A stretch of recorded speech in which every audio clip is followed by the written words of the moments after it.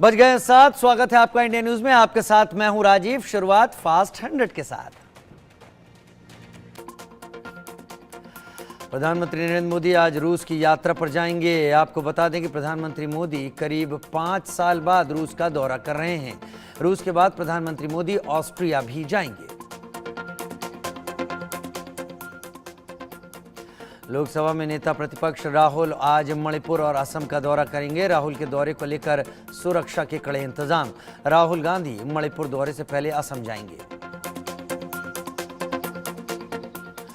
झारखंड में हेमंत सोरेन सरकार का आज फ्लोर टेस्ट। फिलहाल हेमंत सोरेन सरकार के पक्ष में सदन का बहुमत। झारखंड विधानसभा में अभी 76 सदस्य बहुमत साबित करने के लिए 39 मतों की जरूरत। झारखंड में आज मंत्रिमंडल का विस्तार किया जाएगा। आपको बता दें कि 4 जुलाई को हेमंत सोरेन झारखंड के मुख्यमंत्री बने थे। 28 जून को करीब 5 महीने बाद हेमंत को जेल से रिहा किया गया था। स्वाति मालीवाल के साथ कथित मारपीट के मामले में दिल्ली के मुख्यमंत्री अरविंद केजरीवाल के पूर्व पीए विभव कुमार की जमानत पर आज हाई कोर्ट में सुनवाई होगी। नीट यूजी से संबंधित कई याचिकाओं पर आज सुप्रीम कोर्ट में सुनवाई होगी। इसमें नए सिरे से परीक्षा कराने की मांग की याचिकाएं भी शामिल हैं। हाथरस मामले में न्यायिक कमेटी हाथरस में लोगों के बयान दर्ज कर रही है। आने वाले दिनों में सूरजपाल और नारायण साकारहरी का भी बयान दर्ज हो सकता है। साथ ही एसआईटी भी इससे पूछताछ कर सकती है। हाथरस हादसे में आरोपी देव प्रकाश मधुकर का पुलिस ने बागला अस्पताल में मेडिकल टेस्ट करवाया। अब मधुकर को कोर्ट में पेश किया जाएगा। एसटीएफ ने बाबा के मैनपुरी आश्रम में जाकर काफिले में चलने वाली गाड़ियों को कब्जे में ले लिया और जल्द ही न्यायिक आयोग की टीम मैनपुरी में आश्रम जा सकती है। मुंबई के वर्ली से पुणे जैसा हिट एंड रन मामला सामने आया। एट्रिया मॉल के पास एक तेज रफ्तार बीएमडब्ल्यू ने स्कूटी सवार दंपति को पीछे से टक्कर मार दी। हादसे में महिला की मौत, युवक को आई गंभीर चोट। वर्ली पुलिस ने हिट एंड रन का मामला दर्ज करते हुए सफेद रंग की बीएमडब्ल्यू कार को जब्त कर लिया। साथ ही आरोपी के पिता शिवसेना नेता राजेश शाह समेत 2 लोगों को हिरासत में लेने के बाद गिरफ्तार किया। मुंबई के वर्ली में हिट एंड रन मामले में गिरफ्तार दोनों व्यक्ति को आज कोर्ट में पेश किया जाएगा। महाराष्ट्र के सीएम बोले, नहीं बख्शे जाएंगे गुनहगार। मुंबई में हिट एंड रन केस में आरोपी मेहर शाह फरार है। उसे खोजने के लिए 6 पुलिस टीमें बनाई गई हैं। जम्मू कश्मीर में आतंकी हमले के बाद बड़े पैमाने पर सर्च ऑपरेशन। कुलगाम, राजौरी के बाद डोडा में भी सर्च ऑपरेशन जारी। जम्मू कश्मीर के चिन्नी गांव और मोदरगम इलाके में मुठभेड़ में सेना ने 6 आतंकवादियों को ढेर कर दिया। आंध्र प्रदेश में एनटीआर जिले की एक सीमेंट फैक्ट्री में विस्फोट की घटना सामने आई है। घटना में कुल 16 लोग घायल हुए। विस्फोट की सूचना मिलने के बाद जिले के कई बड़े अधिकारी घटनास्थल पर पहुंचे। सीमेंट फैक्ट्री में विस्फोट के बाद 16 मजदूरों को बेहतर इलाज के लिए अस्पताल में भर्ती किया गया। 2006 के नोएडा के सनसनीखेज निठारी हत्याकांड में आरोपी सुरेंद्र कोहली को बरी करने के इलाहाबाद हाई कोर्ट के आदेश को चुनौती देने वाली याचिका पर आज सुप्रीम कोर्ट में सुनवाई होगी। देश में मैदान से पहाड़ तक सैलाब का सितम। उत्तराखंड और हिमाचल में मूसलाधार बारिश से उफान पर नदियां, कई जगह पुल और सड़कें टूटी। असम में बाढ़ बारिश से अब तक 62 की मौत, 20 लाख लोग प्रभावित। बाढ़ बारिश से उत्तर प्रदेश, बिहार में भी मुश्किल।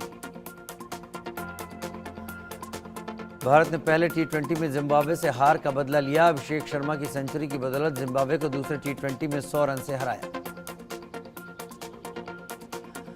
पीएम मोदी आज सुबह 10:55 पर मॉस्को के लिए रवाना होंगे। शाम 5:20 पर मॉस्को पहुंचेंगे और रात 9:30 से 11:30 के बीच उनकी पुतिन के साथ बैठक और डिनर का कार्यक्रम है।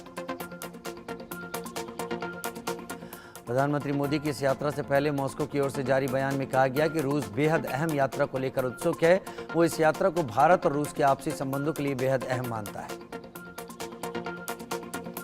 मॉस्को में प्रधानमंत्री मोदी और राष्ट्रपति पुतिन प्राइवेट मीटिंग में चर्चा करेंगे। इसके बाद प्रतिनिधिमंडल की वार्ता होगी, जिसमें दोनों देशों के बीच कई डॉक्यूमेंट का आदान प्रदान किया जाएगा।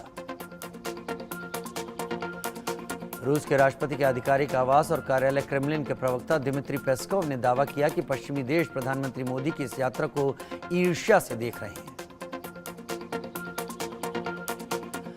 भारत के विदेश मंत्रालय का कहना है कि रूस और भारत के बहुआयामी संबंधों की संपूर्ण समीक्षा की जाएगी और आपसी हितों को लेकर क्षेत्रीय और वैश्विक मुद्दों पर विचार विमर्श भी किया जाएगा।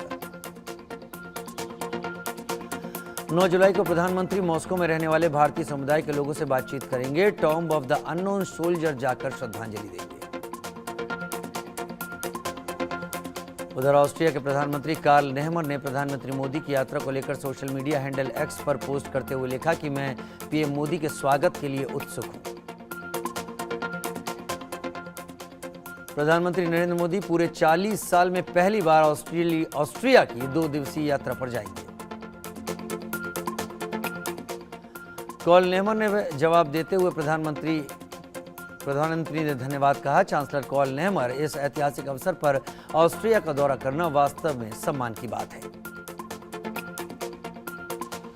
प्रधानमंत्री मोदी और नेहमर भारत और ऑस्ट्रिया के उद्योगपतियों को भी संबोधित करेंगे। प्रधानमंत्री ऑस्ट्रिया के वियना में रहने वाले भारतीय समुदाय के लोगों से भी बात करेंगे। रविवार को ओडिशा के पुरी में भगवान जगन्नाथ की रथ यात्रा शुरू हुई। भगवान जगन्नाथ और बलदाऊ जी अपनी बहन सुभद्रा संग रथ पर सवार हुए। भगवान जगन्नाथ की यात्रा 53 साल बाद 2 दिनों की हो रही है। आज यात्रा का दूसरा दिन। जगन्नाथ, बलभद्र और सुभद्रा अपने अपने रथ में विराजमान होकर यात्रा पर निकल चुके हैं। सबसे पहले भगवान बलभद्र का रथ खींचा गया। भगवान जगन्नाथ, बलभद्र और सुभद्रा के रथ 2 दिन बाद गुंडीचा मंदिर पहुंचेंगे। पुरी के गजपति महाराजा ने भगवान की पूजा की। गजपति महाराजा को जगन्नाथ जी का प्रमुख सेवक माना जाता है। भगवान की पूजा के बाद रथ प्रतिष्ठा के बाद पुरी के राजा दिव्य सिंह देव ने छोरा पोहरा की परंपरा पूरी की। इसमें राजा ने सोने की झाड़ू से रथ को बुहारा। इस झाड़ू का हत्था सोने का होता है। सबसे पहले भगवान बलभद्र का रथ खींचा गया। इसके बाद सुभद्रा जी और फिर जगन्नाथ जी का रथ खींचा गया। सूर्यास्त के बाद यात्रा को विराम दिया गया। अब सुबह नियमित पूजा पाठ के बाद करीब 9 बजे से रथ यात्रा फिर शुरू होगी। प्रधानमंत्री मोदी ने भगवान जगन्नाथ की रथ यात्रा के आरंभ के मौके पर देशवासियों को शुभकामनाएं दी। उन्होंने ऑडियो संदेश जारी किया। पुरी पीठ के शंकराचार्य निश्चलानंद सरस्वती ने भी भगवान जगन्नाथ के दर्शन किए और पूजा की। झारखंड की राजधानी रांची में मुख्यमंत्री हेमंत सोरेन ने पत्नी कल्पना सोरेन और बेटे के साथ रथ यात्रा में हिस्सा लिया।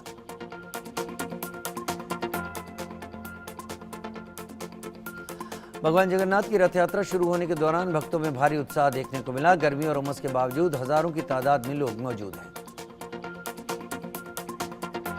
पुरी में भगवान जगन्नाथ की इस भव्य रथ यात्रा को देखने देश ही नहीं विदेश से भी श्रद्धालुओं का हुजूम उमड़ा है।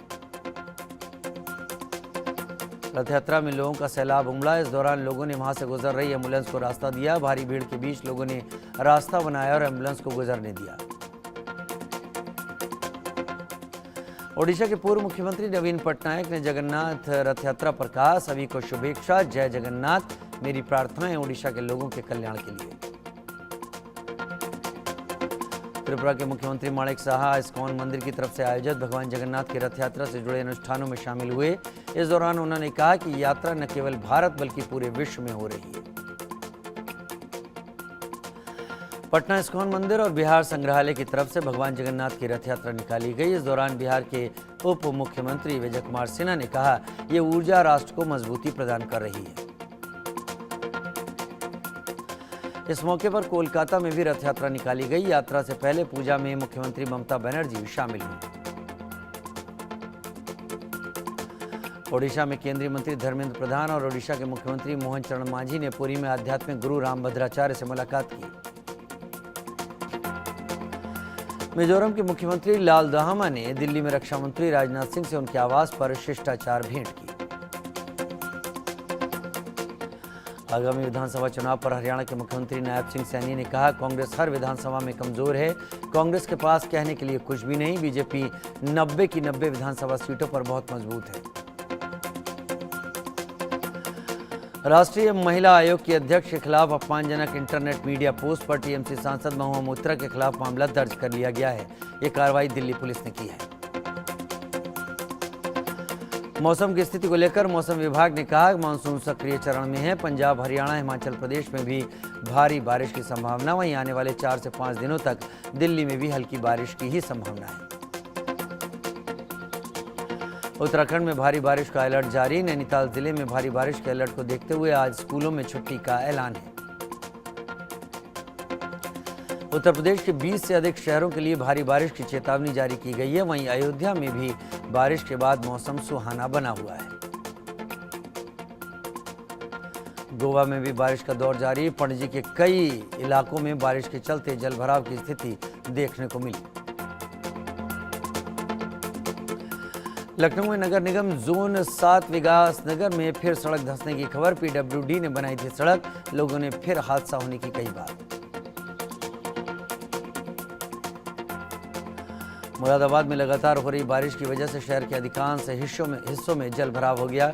सड़कों पर 2 से 2.5 फीट तक पानी जमा है। लोग एक जगह से दूसरी जगह जाने के लिए नावों का सहारा ले रहे हैं।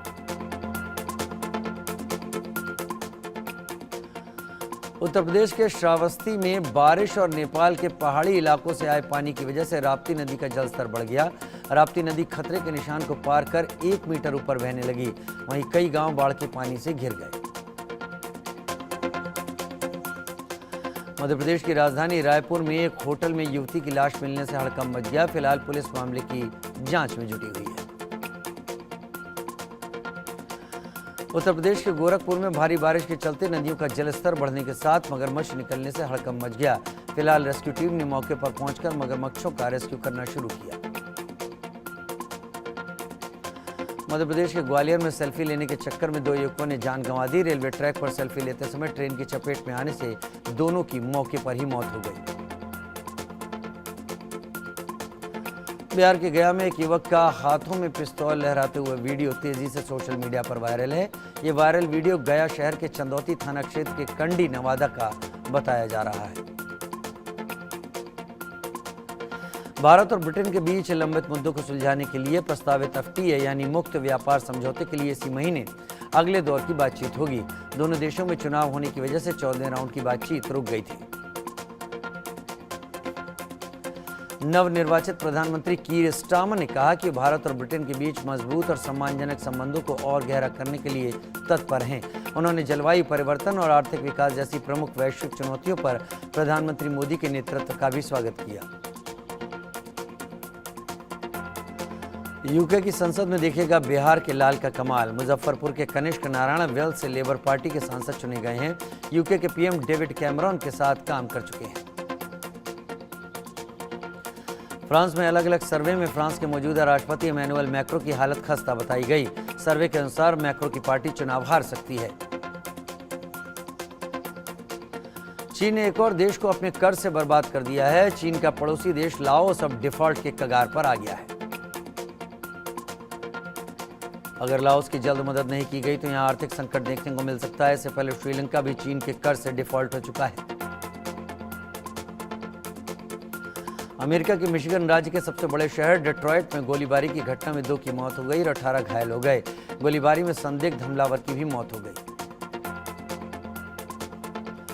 दुनिया के वैज्ञानिकों ने पहली बार एचआईवी संक्रमण को 100% ठीक करने वाले इंजेक्शन के सफल ट्रायल का दावा किया है। करीब 5000 लोगों पर यह ट्रायल सफल रहा। इंजेक्शन की 2 डोज लेने से एचआईवी एड्स की छुट्टी हो सकती है।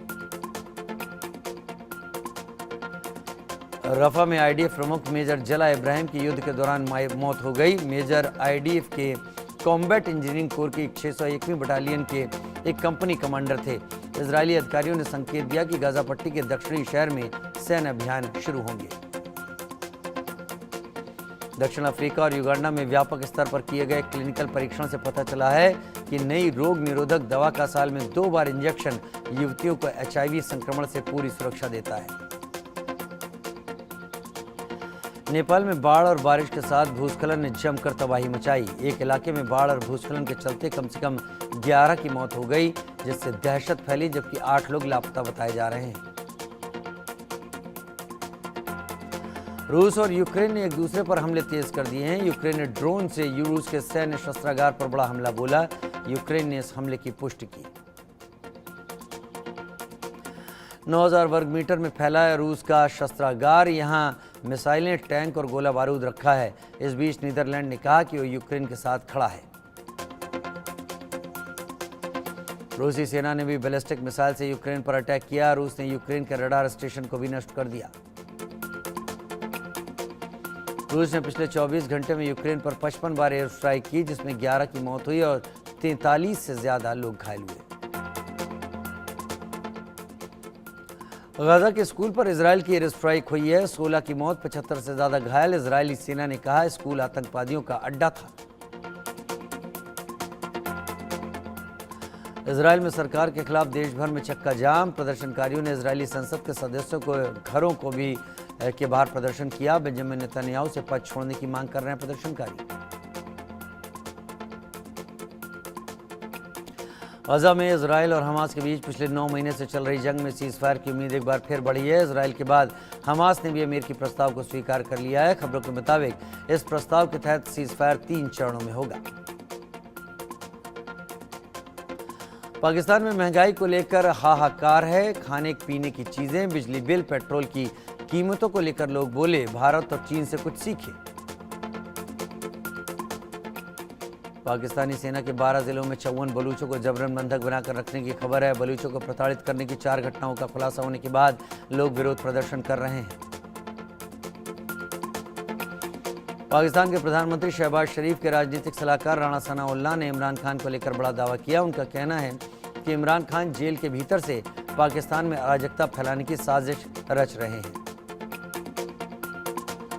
पाकिस्तान के नेता उमर अयूब खान ने पाकिस्तान सरकार पर आरोप लगाया कि सरकार उन्हें गिरफ्तार करना चाहती है, लेकिन जब तक पीटीआई अध्यक्ष प्रधानमंत्री नहीं बन जाते उनका संघर्ष जारी रहेगा।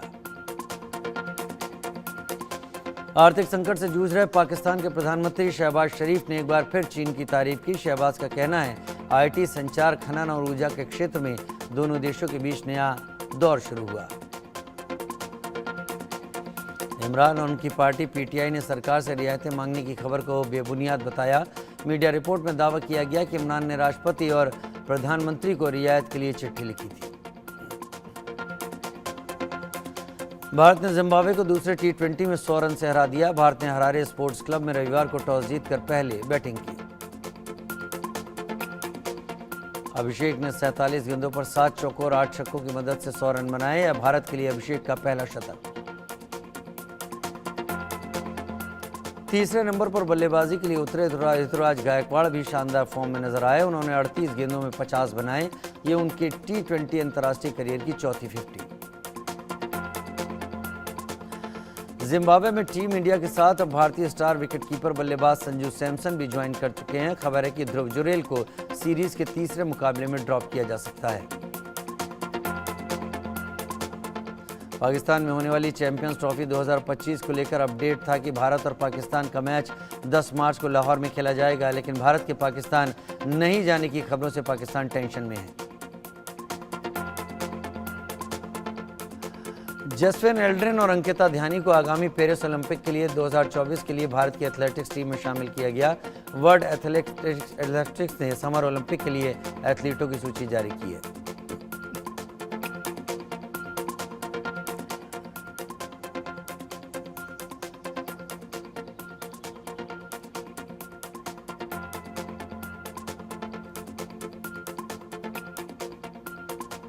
कल की 2898 एडी को रिलीज हुए 11 दिन हो गए हैं, लेकिन फिल्म कमाई के मामले में हर दिन रिकॉर्ड तोड़ रही है।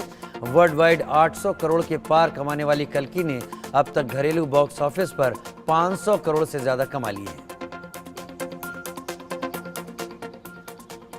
दिलीप कुमार की डेथ एनिवर्सरी पर भावुक हुई सायरा बानो। एक्ट्रेस ने इंस्टाग्राम पर कुछ अनसीन फोटो शेयर किए, प्यारा सा खत भी शेयर किया। विकी कौशल, एमी विर्क और तृप्ति डिमरी की फिल्म बैड न्यूज जल्दी रिलीज होने वाली है, जिसको लेकर फैंस काफी एक्साइटेड हैं। विकी कौशल ने तृप्ति डिमरी के साथ एक तस्वीर शेयर की, जिसे फैंस पसंद कर रहे हैं। अभिनेत्री जीनत अमान सोशल मीडिया पर खासा एक्टिव रहती हैं। वो एक पोस्ट में स्कूल गर्ल बनी नजर आ रही हैं। जीनत की ये तस्वीरें सोशल मीडिया पर सुर्खियां बटोर रही हैं। उरी द सर्जिकल स्ट्राइक वाले डायरेक्टर आदित्य धर एक्शन ड्रामा फिल्म बना रहे हैं, जिसका नाम फिलहाल धुरंधर रखा गया है। कहा जा रहा है कि इस फिल्म के लिए आदित्य ने रणवीर सिंह, संजय दत्त और माधवन और अर्जुन रामपाल से बात की। मीडिया रिपोर्ट के अनुसार फिल्म धुरंधर में रणवीर सिंह लीड रोल करेंगे। वो इंटेलिजेंस ऑफिसर के रोल में होंगे। हालांकि संजय दत्त, आर माधवन और अर्जुन रामपाल किस रोल में होंगे, इसको लेकर कोई जानकारी सामने नहीं आई। विवेक ओबराय का छलका काम न मिलने का दर्द, एक्टर ने की अपनी प्रोफेशनल लाइफ को लेकर बात। एक इंटरव्यू में विवेक को सुनने से लग रहा है कि उन्होंने बिना नाम लिए सलमान पर निशाना साधा।